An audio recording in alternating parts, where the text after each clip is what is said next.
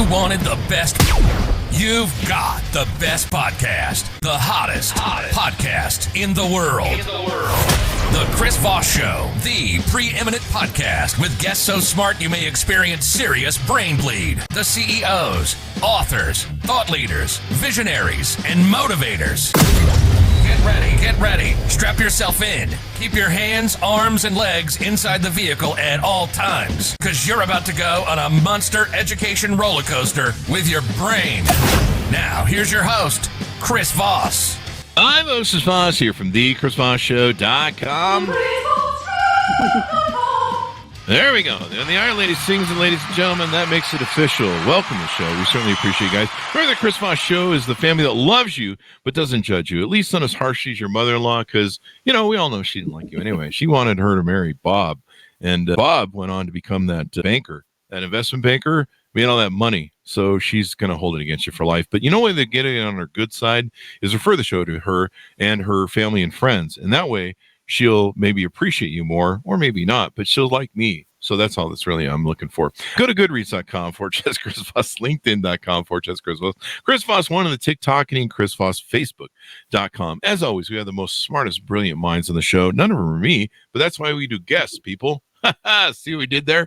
We have an amazing, burgeoning, great author coming on the show. She's going to be talking to us about her newest book that's launching March 4th, 2024. It's called Stone of Love, the Stones of Iona series. Margaret Izard is on the show with us today. She'll be talking to her about her amazing book, and she is an award-winning author of historical fantasy and paranormal romance novels. She spent her early years through college to adulthood dedicated to dance, theater, and performing.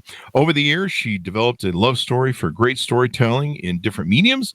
She does not waste a good story, be it movement, the spoken, or written word. She discovered historical romance novels in middle school, which combined her desire for romance, drama, and fantasy. She writes exciting plot lines, steamy love scenes, and always falls for a strong male with a soft heart. What do you got against weak males? Come on, man. With hard hearts. Weak males with hard hearts. She lives in Houston, Texas with her husband and adult triplets. Oh my gosh. And loves to hear from readers. Welcome to the show. Margaret, how are you? I'm good. How are you, Chris? I am excellent. Welcome to the show. Give us your .coms. Where can people find you on the interwebs? You can find me at margaretizardauthor.com. That's MargaretIzard author.com. My social handle is Mizard Author. So it's not wizard, but it's M for magic. So it's Mizard Author. Mizard. Let's see what we did there. Margaret Izard. So there you go. Maybe it's a female version of wizard, Mizard. I don't know. You just make it up. You can do whatever you want, right? Well, that's interesting. Yeah, my husband's name is William. So really? he goes by Wizard. So yeah. He's a wizard and you're a Mizard. I see. It's the new, what do they call it? Mr. and Mrs. I don't know. There's a term for it. But to welcome to the show, congratulations on the new book. And I understand this is going to be a book in a series that you've got outlined. So there's going to be more to come. Yes, there is more to come. This is the first book. It's the debut book of the paranormal romance series, Stones of Iona. And Stone of Love will be coming Monday. And Stone of Fear will be coming in June 12th. There's a Christmas companion novel coming this Christmas season. And Stone of Lust, book 3 in the series, will come sometime in early 2025. There you go. Stone of Lust. That's the one I'm looking for. No, I'm just kidding. There you go. There you go. It'll be available on OnlyFans later on this year. No, I'm just kidding. It's not. No, we just use that as a callback joke. We love OnlyFans callback jokes. So give us a 30,000 overview of what's in your new book and what's inside that we'll find. Stone of Love. Stone of Love takes place in Scotland. It features an American scholar who travels to Scotland to fix and renovate a Scottish lord's old chapel, 13th century chapel. And during this process, when she comes and renovates his chapel, he finds out that he has a hereditary duty to protect magic fae stones called the Iona stones. Oh. And so the fae task him with the task to find these missing magic stones. And he has to travel back in time to assume the identity of his identical ancestor. And while he's back in time trying to fight the evil fae and find the stone in order to save the realms, Brielle, the American scholar, accidentally trips and follows him back in time.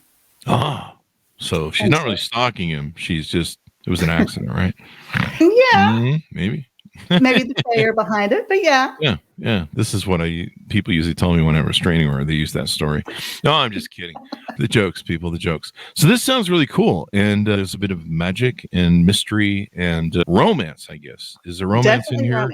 romance. That would explain the steamy lust scenes, as you alluded to in the biography.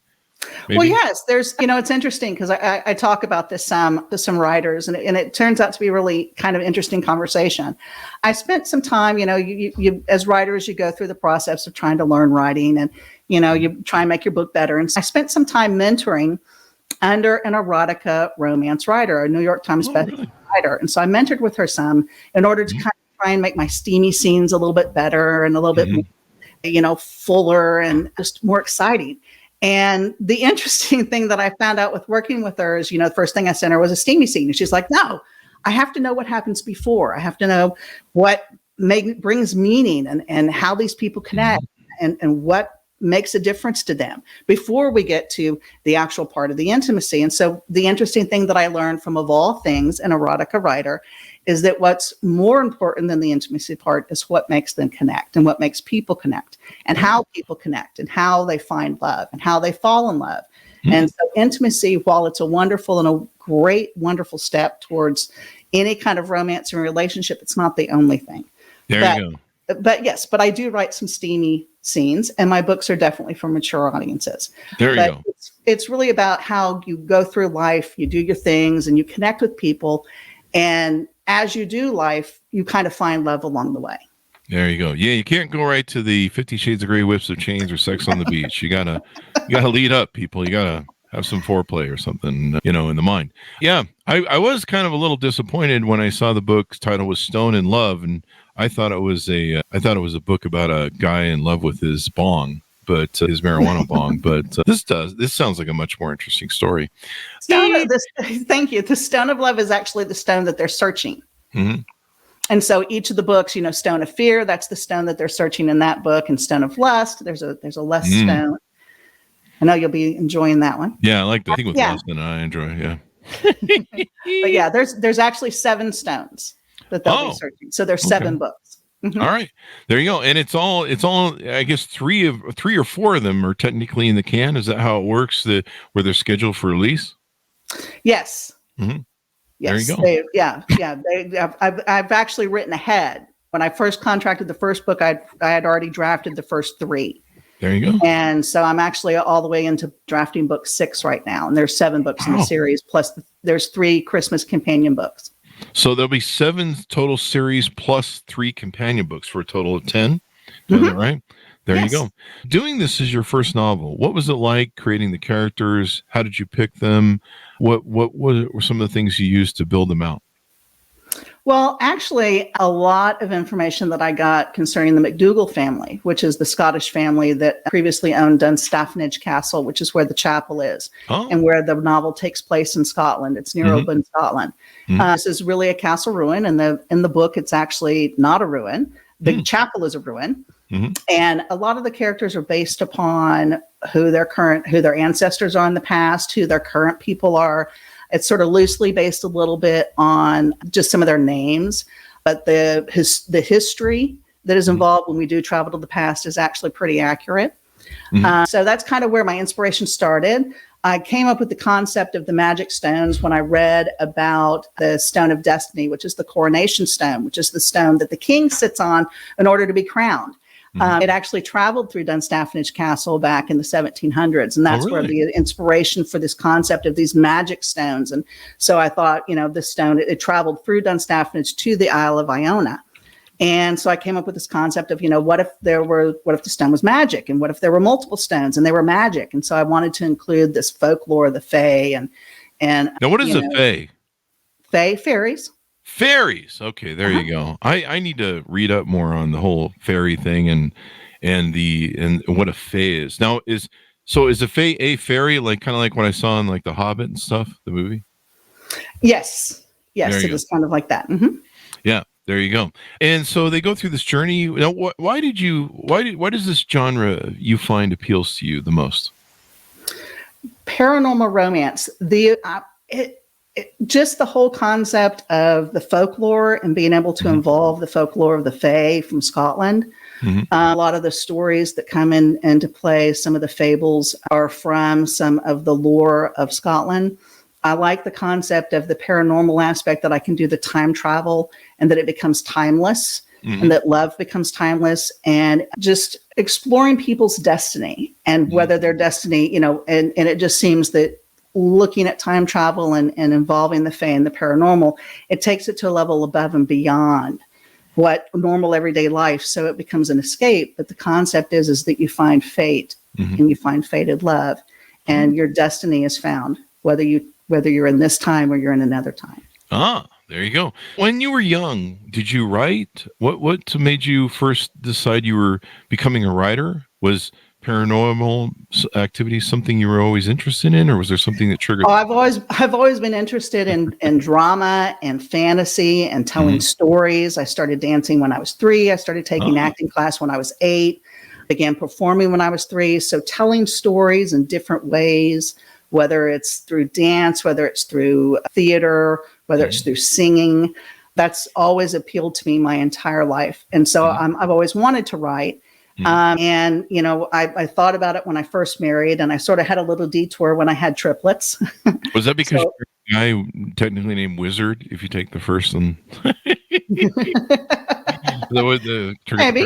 There you go. Maybe. Hey, but yeah, you so had triplets. I was going to say we need to flush that out, because we can't have that in the bio without knowing more. Triplets. Wow. Triplets. They're 26. Wow. 26 of them, or just triplets? No, they're 26 years old. No. There's 3. There's 2 boys and a girl. That's quite a load. Did you find you wrote during that time, or were you just too busy and I don't know? I've written some most of my life. I just never had the courage to share it with anyone, and I never felt that it was good enough. I danced in college. I've always told stories through movement. I owned a studio, ran a dance company, raised my kids. Storytelling has been a part of my life all my life. Yeah. Stories are the things that shape life, or as we always say, the owner's manual to life. It's great entertainment. I was so stupid. I didn't understand the importance of stories, even though I was a story collector for all my life. I didn't understand that everything was stories. Movies, TV, books, everything. We love stories. It entertains us. It motivates us. It inspires us. We learn from stories. We learn from other people's lives. So when did you finally decide to, say, hey, I'm going to write and start pursuing getting this publishing deal? Probably about 5 years ago, I decided I wanted to really sit down and do something important. I don't know if you want to call it a midlife crisis, but I just wanted to do something very important for myself. I had spent a lot of time with my children through high school and college, tutoring them. And they had, kind of finished college, and they've kind of got their lives set. And so, my time kind of freed up, and I said, this is it. It's now or never.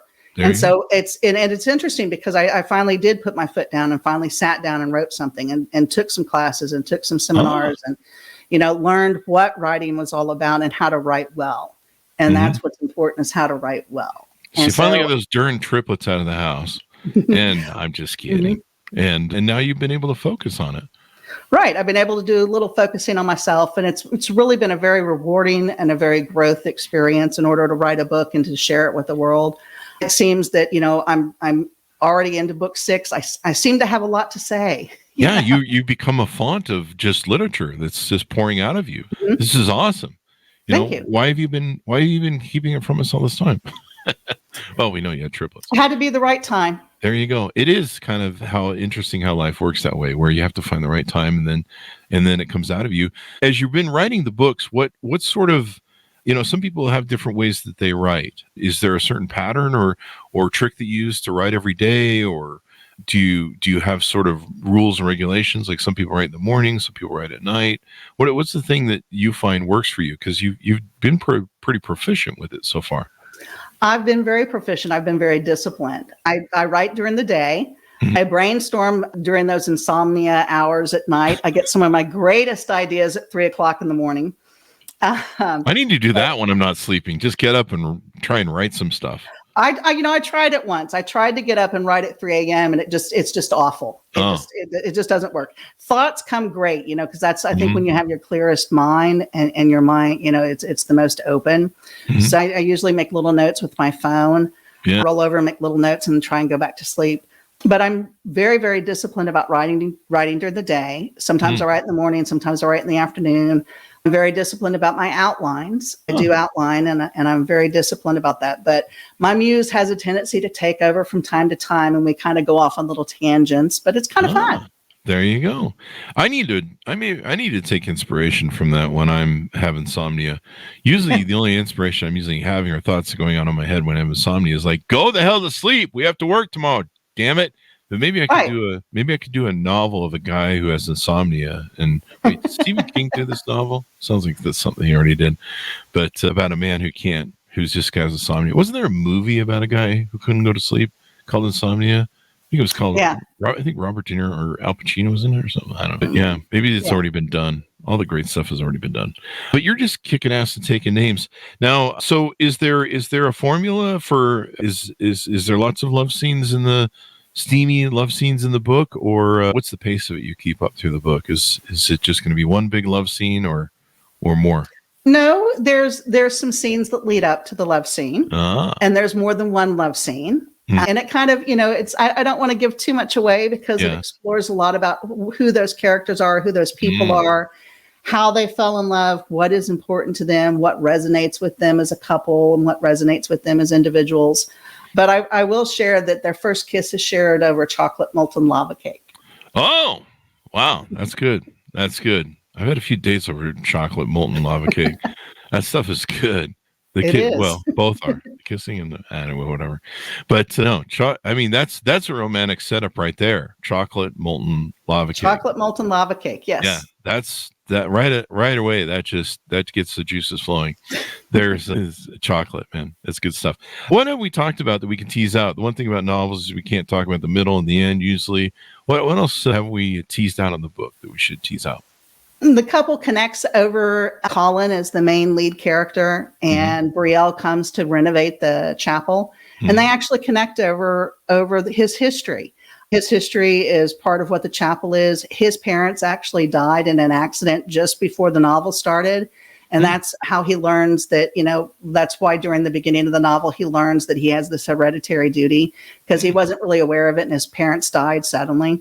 Oh, wow. But a chapel itself is actually a project of his mother's. And he kind of inadvertently inherits it. And he doesn't really want it. He's a lawyer from Edinburgh and he, they call him solicitors there. We call them lawyers. Yeah. But he's a lawyer from Edinburgh and he doesn't really want it. He's been called to the castle in order to deal with her and he doesn't really want to deal with her. But then when he first meets her, and discovers that she has this rich knowledge of history of his family and how the McDougals are part of the Lord of Lorne, which were the original Vikings along the Western Isles in Scotland. And she has all this vast knowledge of what his family is and how important the chapel is to his family and how important is the castle and the history of his family. And initially when he first has to meet her, he's thinking, what does this American know? Why would my mother, because his mother picked her, why would, but then when he meets her, he becomes very enchanted with the fact that she's very knowledgeable and finds the history of his family something very fascinating. Wow. And they actually connect over a dram of whiskey. That's usually where I pick up all my days, a dram of whiskey. There you go. In the bar. So this castle, have you been to this castle? Yes, I have. Go there and do research? Let me ask you this. Had you been there before and this went as inspiration of the story, or did you do it and going there for research? My husband and I went this last June. We did a like week and a half, 2 weeks tour of Scotland, and we spent an entire day in Oban, Scotland. And Oban is one of the main little cities along the Western Isles of Scotland, and Dunstafnage Castle and Donnelly Castle, which is both castles actually sit on the coast right near Oban, Scotland.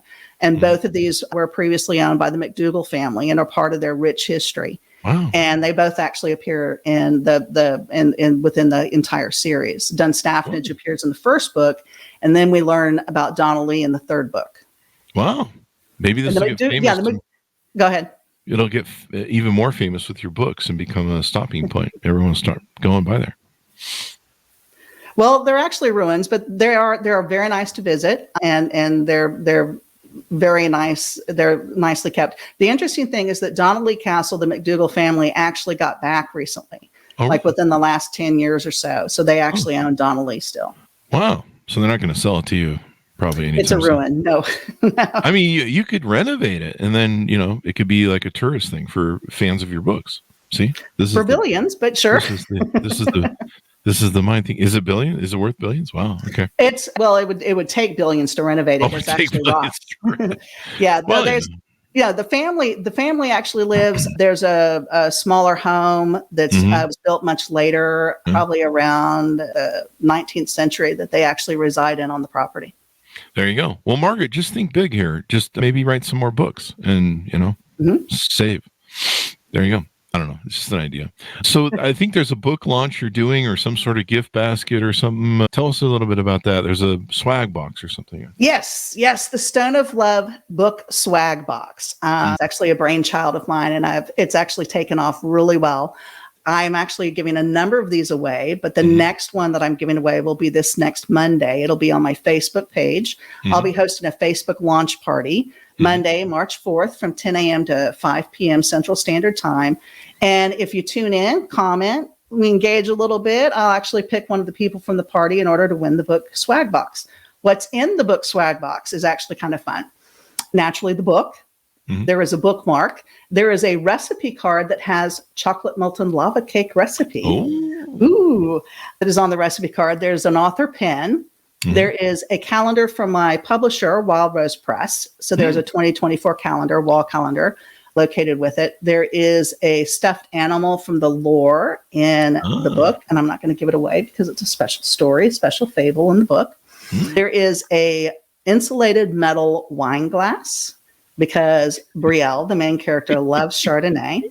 There is also a Dublin whiskey shot glass that is, and both the wine glass and the shot glass have a special logo for Stone of Love etched on them. And then there's also a book bag. There you go. That's funny. I'm looking at the picture. I won't tell what the creature is, but I've seen insulated mugs for like water and coffee. There's one for wine. It is a footed glass for wine. Isn't that hysterical? There you go. Because sometimes you need that on the drive to work. Don't do that, people. It's a joke. This is when you're traveling between parties, but don't drink and drive. There you go. I didn't even know there was one for wine. There you go. So this sounds like fun. Where can people find your Facebook page? What name is it under, or link? Is there a link? I gave you a link, but there is also, you can find it. It's Mizard Author, Mizard Author, is where you can find me on my Facebook page. There you go. Izard Author. Look for that. Margaret Izard Author is the one that I have. I think this is is this your personal one, or is this your, I think this is the fan page. It's a fan page. Yeah. So there you go. Search for that, folks, and you should be able to find it and get involved in that. So Margaret, it's been fun to have you on the show. We talked about the steamy scenes. So I'll look forward to Book of Lust, a Stone of Lust, I think it is. Yes. Stone of Lust. Whatever the lust part is, just let me know. And people can pre-order it now so they can get it wherever fine books are sold. Thank you very much for coming on the show. Give us any .coms we haven't covered here as we go out. MargaretIzard.author.com, MargaretIzard author.com is where you can find me and my books. There you go. Stone of Love, the Stones of Iona series comes out March 4th, 2024. You're going to want to hurry up, order it, pre-read it, or pre-order it, pre-read, and read it. Just read it. Okay, come on. And then book 2 is going to come out June 12th, so you need to read it fast, eh? And then Stone of Lust, book 3 coming out in 2025, and watch for Thistle in the Mistletoe holidays from 2024. So there you go. A burgeoning, prolific author sits before us, ladies and gentlemen. Be sure to check out her works. Thanks for coming on the show, Margaret. Thanks for our audience for tuning in. Go to goodreads.com/Chris Voss, LinkedIn.com/Chris Voss, YouTube.com/Chris Voss, and Chris Voss, one of the TikTokity. Thanks for tuning in. Be good to each other. Stay safe. We'll see you guys next time. And that should have us out.